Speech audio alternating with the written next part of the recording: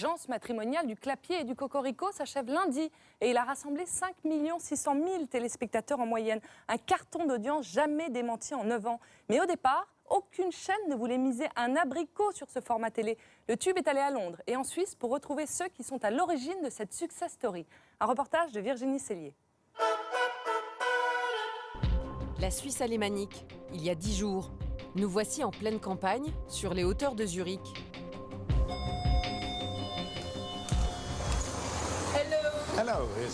Cet homme, c'est Wolfgang Frey, un ancien rédacteur en chef de la télévision publique suisse. Quel rapport avec L'amour est dans le pré? Vous allez comprendre. Il y a 31 ans, alors qu'il était en charge d'un magazine quotidien, lui et son équipe ont eu une idée saugrenue. On voulait faire quelque chose autour des rencontres amoureuses. L'idée est venue d'un article qui disait que 20 000 fermiers suisses cherchaient une femme. C'était en 1983, ce programme s'appelait Bauer sucht Bäuerin, littéralement « paysan cherche paysanne ». Wie stark würden Ihre Eltern mitreden bei der Wahl von einer Frau, von einer Partnerin? Ja, sie sind sehr grosszügig, würde ich sagen.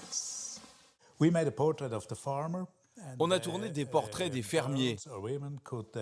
Les prétendantes pouvaient leur écrire. On ne filmait pas la rencontre, on les revoyait plus tard, puis on les suivait jusqu'au bout, dans le meilleur des cas, jusqu'au mariage. Wolfgang Frey ne le savait pas à l'époque, mais il avait eu l'idée d'un programme très comparable à ce qui allait devenir un hit télévisuel, L'amour est dans le pré. Même paysan célibataire, même paysage bucolique, et mêmes interviews avec une présentatrice. Pourtant, ce programme suisse ne dépassera pas les frontières helvétiques. L'amour est dans le pré trouve ses origines ailleurs. Direction Londres chez Fremantle, l'un des plus gros producteurs télé au monde. Ce jour-là, nous rencontrons un personnage qui a eu un rôle déterminant dans le succès de l'émission de dating agricole. Il s'appelle Howard Entridge et ce jour-là, il revient de l'étranger. Vous revenez d'où? De Milan et de Varsovie. L'Italie et la Pologne, les deux derniers pays à avoir acheté à Fremantle le format original de L'amour est dans le pré, Farmer Wants a Wife, fermier cherche une femme. En tout, 27 pays, dont la France, l'ont déjà adapté. Un succès international qui au départ n'était pas calculé, puisque Fremantle n'avait jamais entendu parler de l'émission suisse et a trouvé son idée ailleurs, dans la presse écrite. Country Living Magazine est un journal qui s'adresse aux gens de la campagne. Tout le monde le lit. Il y avait dedans des petites annonces matrimoniales. Ça a donné l'idée d'un documentaire. Only a select few will be chosen and invited for a special introductory night of music, laughter and romance. Sitôt diffusé, ce documentaire anglais, The Farmer Wants a Wife, est archivé et oublié sur une étagère de Fremantle pendant 3 ans, jusqu'à un coup de fil inattendu en 2004. Une société de production belge nous a appelés pour nous demander d'acheter la licence de Farmer Wants a Wife. Une licence? Non, c'est un documentaire d'observation, pas un format. Ils ont répondu, on veut justement en faire un format. On leur a dit, ok, faites-en un format. Ils en ont fait une émission en 13 épisodes. Plusieurs personnes ici l'ont visionné, ça avait l'air de marcher. On leur a dit, bonne chance. Et une fois encore, on n'y a plus pensé, jusqu'au jour où on a réalisé que c'était un succès en Belgique. Puis le service public hollandais l'a vu, l'a aimé et nous a appelés pour l'acheter. La suite, on la connaît. Les Belges ont certes développé le format, oui, mais c'est Fremantle qui reste propriétaire des droits. Les producteurs réalisent alors qu'ils détiennent peut-être un futur carton international. Nous voici à Paris. Bibiane Godefroy, aujourd'hui directrice des programmes de M6, est en 2004 la directrice de la division française de Fremantle. Elle a entendu parler des audiences de l'émission à l'étranger et veut l'adapter en France. Mais problème, personne n'en veut. J'ai présenté à toutes les chaînes, aussi bien à France 3, parce que par son côté terroir, qu'à TF1 et qu'à M6. Puis il m'était refusé souvent, plusieurs fois, parce que tout le monde trouvait que c'était un ovni. Mais Bibiane Godefroy insiste. M6 finit par dire oui et devance la concurrence. TF1 m'a rappelé quelques mois après qu'M6 ait fait la commande pour me dire « Tu veux pas venir nous le représenter ?» J'ai dit « C'est trop tard, c'est vendu ».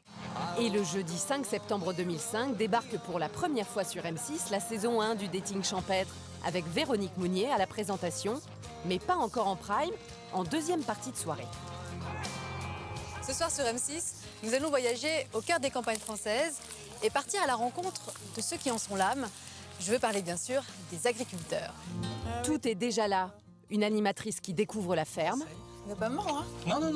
Non. l'ouverture des courriers, le speed dating et la rencontre des agriculteurs avec leurs prétendantes citadines. Faites attention quand même, vous marchez. Et franchement, je suis un peu honteux de vous faire marcher là-dedans. Toutes ces recettes vont trouver leur public, mais auront droit à leur lot de critiques. La presse est sceptique et les syndicats agricoles dénoncent une caricature du monde paysan. Ce programme donne une très mauvaise image de l'agriculture et des agriculteurs. Malgré tout, le programme réunit 3,3 millions de téléspectateurs en moyenne sur la saison. Aujourd'hui encore, 10 ans après la saison 1, Fremantle assume ses choix et balaie les accusations régulières de scénarisation des histoires. La production s'en défend, L'amour est dans le pré n'a rien à voir avec de la télé-réalité, rien n'est écrit à l'avance.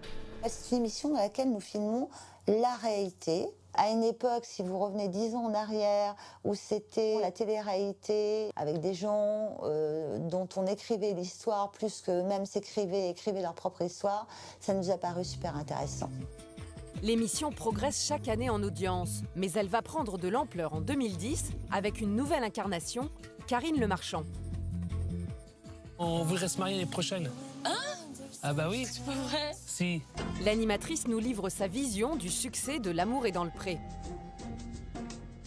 Si cette émission fait 6 millions de téléspectateurs, c'est parce qu'il va y avoir des gens qui vont la regarder au premier degré pour les histoires d'amour, les enfants pour les animaux, les anciens campagnards pour leurs souvenirs d'enfance, les agriculteurs pour voir comment les autres agriculteurs traient les vaches, gardent leurs animaux, etc.